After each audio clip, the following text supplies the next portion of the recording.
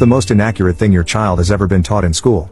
1. My son was in the 4th grade when his science teacher called furious that he had been disrespectful in class. I asked her what had happened. She said I was teaching the students the difference between mammals and fish. I told them that sharks are mammals and whales are fish. He interrupted me and told me I had made a mistake. I, of course, told him I was right, and he said, "Who gave you a diploma?" I told her I would talk to my son about his rudeness. I then called the principal and made an appointment to see him and the teacher together. In the meeting, I asked her to repeat her story and she did, still insisting that whales were fish and sharks were mammals. The principal just shook his head and said, "And I hired her. I did talk to my son about being polite to everyone, even if they are wrong." 2. My son was in 4th grade. He came home with a math paper that was marked F. I read through the problems and realized the answers were all correct. I called the teacher and he said that my son needed to show his work on the paper. I replied he didn't show his work because these problems are easy and he did them all in his head. I told him that if he wanted to take off some points for not explaining, that was one thing, but an F was completely unacceptable. In the course of the conversation, the teacher said son needs to recognize that